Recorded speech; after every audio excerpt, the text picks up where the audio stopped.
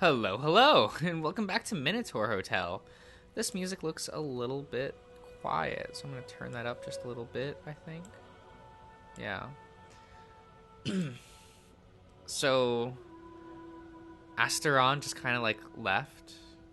He's doing his thing. One step at a time, he ambles towards the door, taking breaks as to rest against the wall and adjust his eyesight to the light.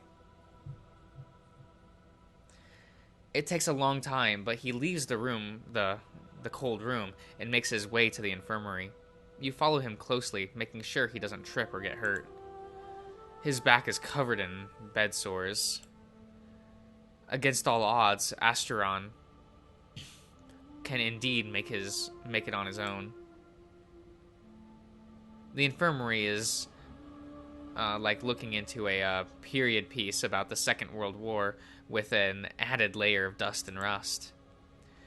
Much like the kitchen, it was evacuated in a hurry. There was clipboards strewn about, medical vials left half opened, even a hypodermic needle still loaded with a sickling yellow liquid. Okay, friend. Squinting his eye, Asteron walks up to the drawer. He examines each one, silent until one of them reveals shards of green glass and a purple dried out stain. The Minotaur slouches further in size. He scrapes a finger on the drawer, trying to gather much of the purple dust, but it's no use. He continues looking around the room, and you do the same. All you find are dusty bandages, long rotted medications, and deep in one of the drawers, a nearly empty bottle of wine. You hold it up against the shadow of the window. There is just an inch of wine left. The cork is dried out and crumbled into dust. In the heat, it must have turned into vinegar already. You're about to put it back when you notice Asteron's gaze following the bottle. He looks up briefly to your eyes, his face contorted into a pleading frown. Is this what you're looking for? The Minotaur nods meekly. The wine heals me. He does not budge until you extend it to him. Only then does he bow. The Minotaur sits on one of the infirmary beds. The cork crumbles to dust when he pulls it, leaving the bottle still cogged. Offer to open it for him. You extend a hand to him. He switches from looking at the bottle, held close against his chest, to your hands. Begrudgingly, he returns it to you. There's just enough cork left for you to pull it off. You return the bottle to the Minotaur. His hands shake as he tries to pour a few drops of the wine into the palm of his hand. He places the bottle on the nightstand. The Minotaur dabs. Oh, man, he do it. His finger into the wine, leaving a single drop nearly falling from it, and touches one of his wounds. He repeats the process again and again. A few drops fall onto the bed, his face frowning bitterly.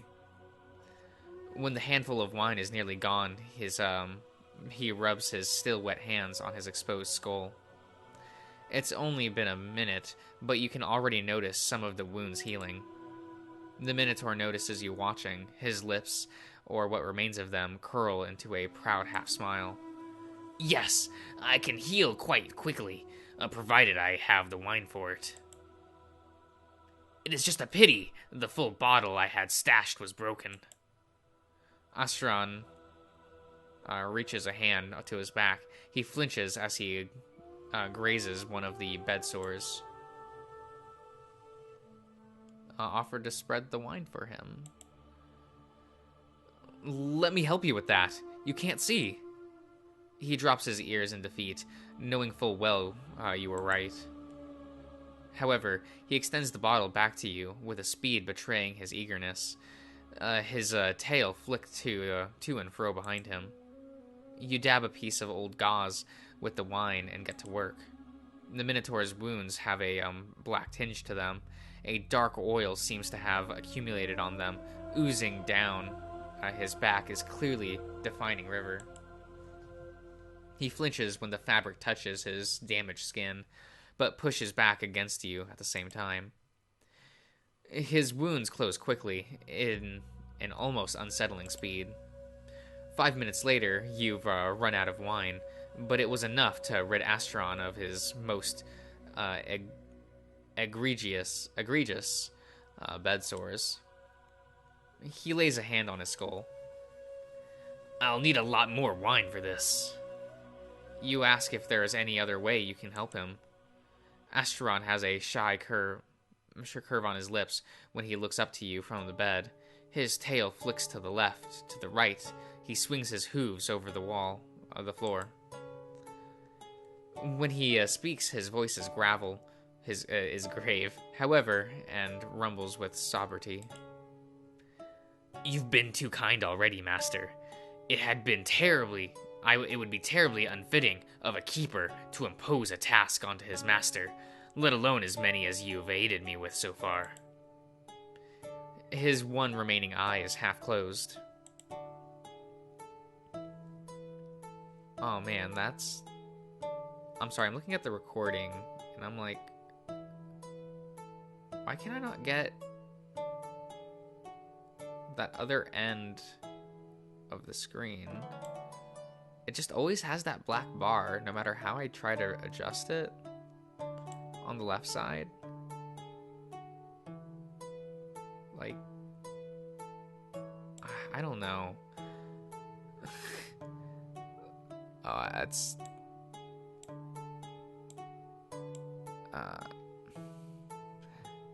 Oh, now it's at the bottom. Wait, how can I...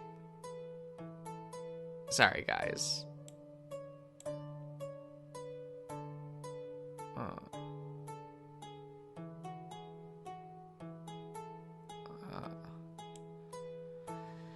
Look, I don't know. Nah, it is what it is. I hope that doesn't bother you too much. Please, worry not about me. He speaks then with a twinge of relief. Unless Master has a task for me, I shall take some rest here and then wash myself. I am most unfitting now for a keeper of the hotel. Oh, excuse me. Master needs not worry. You should have some food first. What if you pass out in the bathroom? That shall not be an issue. I can obtain sustenance now that you've accepted me into your service. Ugh, I mean, it's kind of bothering me how...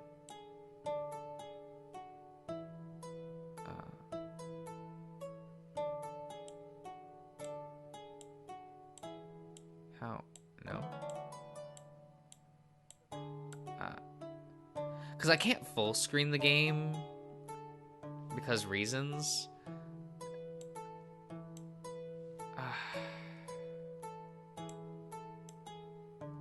Oh, whoops. If I...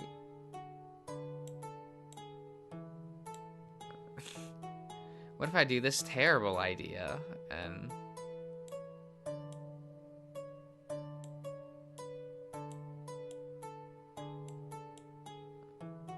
I just don't know, guys. I mean, I'm trying.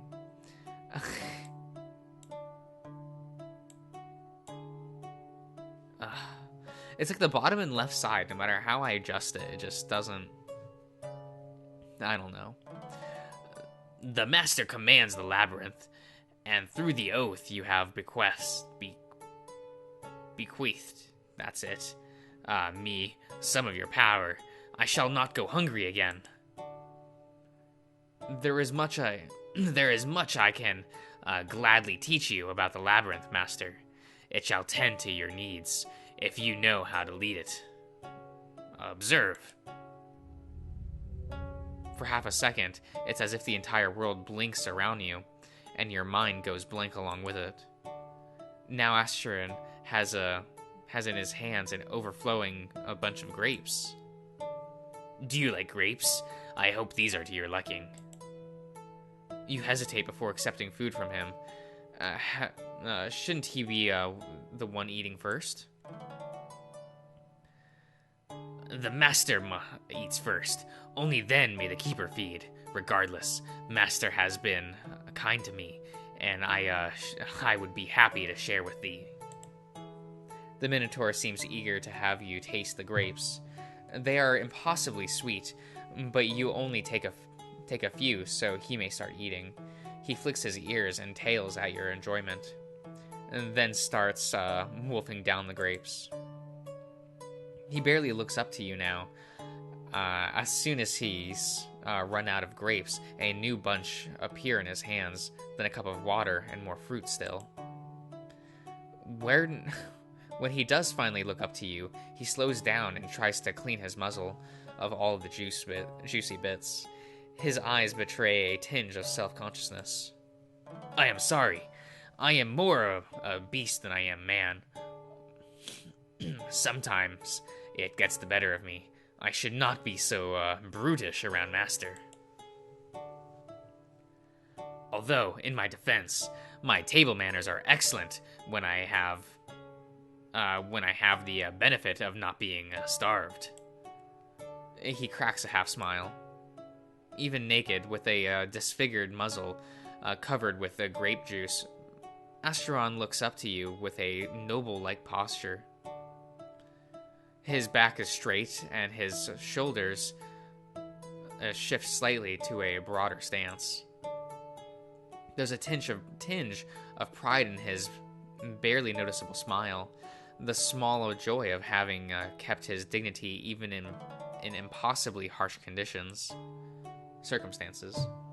Perhaps this would be a good moment to let the Minotaur have some privacy. I'll let you have your rest. I'll come back to check on you later. Asteron interrupts his feeding frenzy to bow at you. Dignified, despite the juices running down his mouth and chest. I shall be presentable after washing up, master. Worry not about me. This seems so horny, though. I feel like I should give him his privacy. Like, he wants to be so self-sufficient. And I kind of want to give him that. Like, I don't know. I feel like I'd also be, like, nagging him, like, no, you can't do it, let me help you. Like, that's just, like, I'm the kind of person that, like, if someone, like, really pushes back against me and, like, no, I can do it, I kind of just give them that space. I did that with my grandparents a lot. Like, there's a lot of simple things that they're just like, no, I'm going to do this. You're not going to help me. You're the guest in this house, so you shouldn't be doing it. That's kind of like, yeah. I would kind of feel bad about that today, but at the same time, that's just kind of how I am. Very well. If you need help, just yell, all right? I don't want you getting hurt, even if you can't die, as you say. Asteron takes a good look at you, his dark eyes gleaming softly under the infirmary's light. There's almost a wetness to them. His he breathes so slowly as he gazes at you, tail flicking to and fro. He takes in every feature of your face at one at a time. Thank you for releasing me, master. His eyes betray his drowsiness. He bows to you, and in doing so, nearly falls asleep. You tell him to get some rest. I will. You let him have his privacy.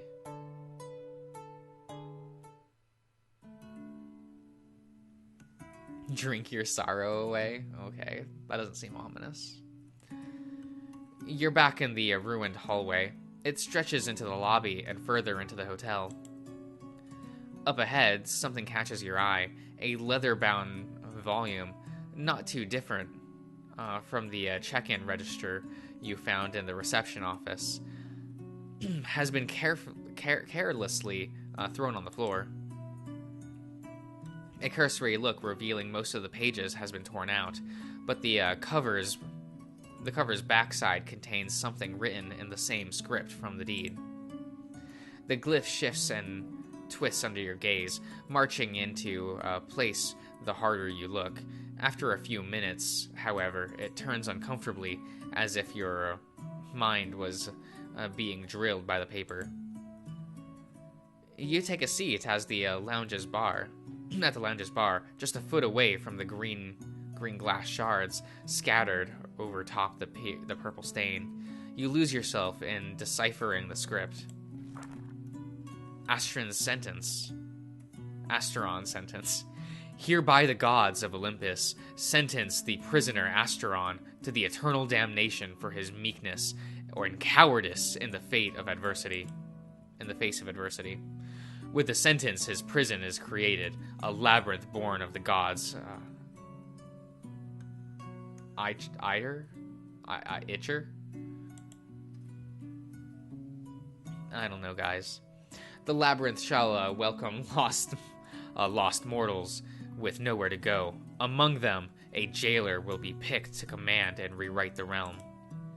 The jailer in the labyrinth's mission is to secure the prisoner's internal torture. The jailer shall enjoy power and freedom to rewrite the labyrinth as to better enact his vision. Asteron of Crete, adopted son of King Minos, and every drop of his blasphemous blood is hereby sentenced to the labyrinth. By this decree, the God's will is done. You obtain the ledger. The ledger lists your obtained items, guests, and additional information. Click the icon in the top right corner of the screen to open it. Top right? Lodo? Ledger.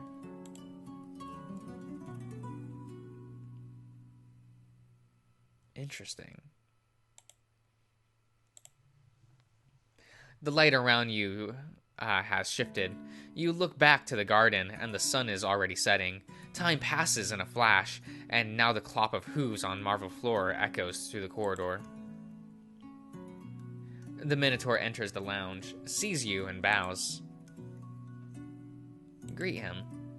Hello, Asteron. Did you sleep well? I did, Master. I must thank you for allowing me rest. That's good to hear. I take it you have no issue with your bath? I did not. Asteron stands up and looks at you directly. I should ask for your forgiveness. I left you waiting without providing a tour of the hotel or its inner working. That was awfully unfit of my position as the hotel's keeper. I am at your disposal now, however. There are a few questions eating away at me. Like, can you please put some pants on so I don't have to keep censoring this with Yu-Gi-Oh cards just to laugh at? I don't know. Maybe this episode I'll use Smile World. Last episode I used my ace monster, Megalo Smasher X, the greatest and most powerful monster ever printed in Yu-Gi-Oh. I'll probably use Smile World this time. That just sounds funny. There are a few questions eating away at me. If you don't mind, but we can leave them for later if you aren't feeling well. I know I could have put the safe for work thing, and it would probably cover up, his penis. But, after reading that it skips scenes, I don't like that. I want to be able to read the entire game. I don't want to skip scenes just because, the sex and penis, because I can just censor that myself. I kind of wish that it would just, censor the images, but it's not what they're doing. It's whatever. I am well enough to fulfill my duty. What is it the master wishes to know?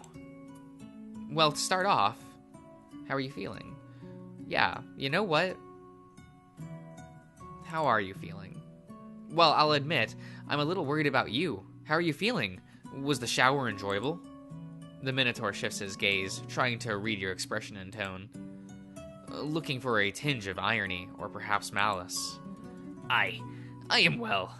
It was quite peculiar showering after all those years. I had forgotten what water felt like. It is fortunate that my wounds were closed. It could have been a painful affair otherwise. For quite a while I just stood there under the water, thinking and feeling. All of that is to say, yes, I am doing well. It is kind of you to ask. Is that all you wish to know? How did you make food appear out of thin air? So, about the food. Back there, you just made fruit appear on your hand. It was like the whole world just blinked for a second. What exactly is going on? I am frightfully sorry, my lord. I failed to explain it ahead of time. This realm operates under very particular rules. It relates to the oath I swore. Contracts, oaths, promises, all manifestations of will that the master can be made to have binding effect. Laws in this land are self-enforcing, if branded by the Lord's might. The oath I swore, it relates to one ancient piece of law, the statue of Joseph, the Merciful. It is in one of its articles, it allows me to summon food. Under most circumstances, the swearing of the oath would have been a formal event. Within, I would have read the full stature. But this situation was dire indeed. I am sorry, my lord. As soon as possible, I shall present you the stature for your consideration. Thanks. I don't like signing contracts I don't read. But don't go overexerting yourself. I suppose this isn't a priority right now. Getting you patched up is more important. Still, that isn't exactly what I asked you about. You can summon food because of the oath, but how can food be summoned like that in the first place? In other words, what kind of place is this? The Minotaur's gaze goes to the floor, his hooves scraping against it. This realm was created to imprison me. The jailer's mission is to keep watch, and for that purpose, the gods saw fit that matter could be spontaneously created. So the jailer's job would not be interrupted by petty things such as material limitations. It is, as well, the master's compensation. Being able to create whatever your heart desires out of thin air, this is quite a reward, wouldn't you say? You're right. That's no small power. With some creativity, anyone could make a fortune out of this place. Well, there are a few limitations. Mainly, the realm refuses to make metals such as gold or silver in large quantities. But previous masters were quite clever, and that did not stop them from amassing fortunes of their own. As keeper, it is my duty to instruct you on this matter. I can show you how to summon materials. I'd appreciate that a lot, but we can leave that for later if it's complicated. I have more I'd like to discuss with you. Very well. What is it the master wishes to know? What other magical creatures are there? Excuse me. I'm still a bit shaken up after learning Greek gods are real, or were. There are a lot of implications to that, you know. For example, I can assume there's an afterlife then. Perhaps. I was sent to an afterlife after my death. It was called Hades. But that was back then, thousands of years ago. I know not what happens to the gods, or if their realm persists to this day. Neither do I know if other afterlife realms exist in the first place, although I do believe that is the case.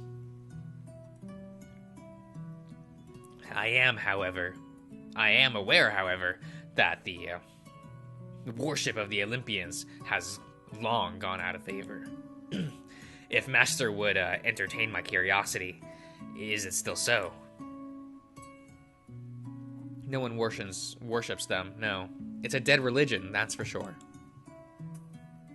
Most you'll find is people studying it during history classes, and some places do use the gods as symbols. That's about it. I see. Then in this regard, nothing changed since I was locked away. There's something I want to know, however. You told me about the gods and other magical beings. I want to know more about that, if you don't mind. Ah, I see. Yes, that is a question masters of previous times struggled with as well. And despite my thousands of years, I must admit I do not possess complete knowledge about the variety of magical beings that exist. I know only of those that passed by this hotel, and of what they were kind enough to share with me. They used a charm to pass unnoticed as humans. It wasn't always like that. That custom became only a handful of centuries ago. When I was a child, there was no such thing. My true form was plain for everyone to see. And Father Minos made sure I was seen. Regardless, their charms never worked in this realm. I do not know why, but it was always a constant. It was peculiar. Back then, humans and supernatural guests mingled together. It is always jarring at first, but after a while, it became special. Humans are eager to learn about the unknown, and mythical beings yearn to live without a disguise. Now, back to the 20th century. They had taken to using what was the word again? It was a booklet they carried around. A passport? Yes, a passport. They would have it enchanted and would keep it close always. It was inconspicuous. But they'd keep multiple charms with them, jewelry oftentimes, in case they were separated from their documents. Did they make fake passports then? How was that? Oh, I don't think so. I am sorry that I know not much about it, but I had the impression those booklets were issued by governments. As in, the governments made the enchanted passports. A few times I was told they had to be registered. It was quite common for mythical beings, even the staff, to be required to report back to their countries for bureaucratic affairs. Or for warfare. Master Jean was not the only man we lost in the Great Wars. I didn't expect there to be bureaucracy around mythical beings. Indeed, it is a tad peculiar. But I would stress that all of this I learned from previous guests. I never saw it for myself. Oh, before I forget, I found these inside a safe near the reception. You give Asteron the bundle of passports. Are these the enchanted passports? They don't seem anything out of the ordinary. The Minotaur looks over each of the passports, his brow furrowed, and for a time and his lower lip quiver. Yes, it is. This is it. I recognize the names, and these are the passports. They hated these things. These were their shackles. Which is why they were so eager to stay and work here, in a place where they did not have to hide their true forms. It's not only about their shape either. There's something else these passports did. It made them easy to forget and go unnoticed.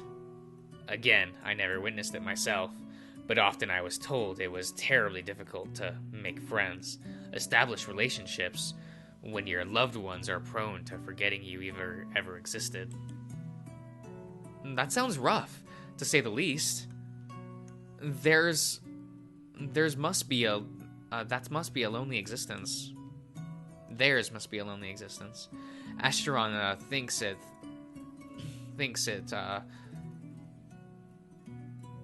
sinks in thought as he flips over the passport's pages. He did not seem to hear you. When he does the last one, his gaze returns to you with a somber look. That is, more somber than before. Does, Master have more questions? I think that's all I have for now. I think that's all I have for now. Wait, I think that's all I had in mind for now. This makes a lot. This is a lot to take in. That gods and mythical creatures exist, for starters, and that this place can just create matter out of thin air. Thanks for telling me all that. I'll just need some time to process it all. It is a pleasure to serve. Could I provide Master with a drink? Would that please you? He looks behind you to the wall covered by dozens of bottles of liquor. Well, I don't think those are safe. I checked a few of them. They weren't smelling right. That will not be an issue. I can muster more for Master. Very well, go on. The Minotaur walks behind the counter, then the world blinks around you, and when you look again, he is holding a bottle of whiskey. He walks with a spring in his step, but stops once he sees the purple stain on the floor. Whatever smidgen of chipperness was on his face is gone. He lowers himself to the floor and runs a hand through the dried out wine. He tries scraping the dust off the ground, and then rubbing his hands on it to no avail. What's on your mind? The Minotaur speaks without looking up at you. He went all that way, the previous master. Locking me away wasn't enough. He had to kick out all the guests, go as far as breaking the bottles. He knew the wine could heal me. I had one in the infirmary in case I got hurt and needed help, and one here for my enjoyment. I hope he didn't break the others as well. It is impossible to willfully summon more. The Minotaur rises up and supports himself on the counter. He summons a rag and goes through the motions of dusting. No matter. Now, what is Master's want? I should tell you up front, the hotel's liquor is quite impressive.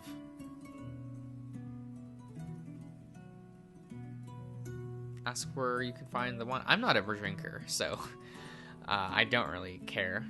Asteron may be up and walking, but he's still far from being well. He can use the help. You mentioned having more wine bottles. Where are they? I'm sure I could fetch them for you. Asteron looks off to the side, seemingly thinking about your proposal. It is not proper for the keeper to be assisted by the master, I suppose. However, it would be my duty to take you there regardless. If memory serves me, there ought to be a bottle in the master's quarters. I think I'll end this part here, so I'll see you around, everyone.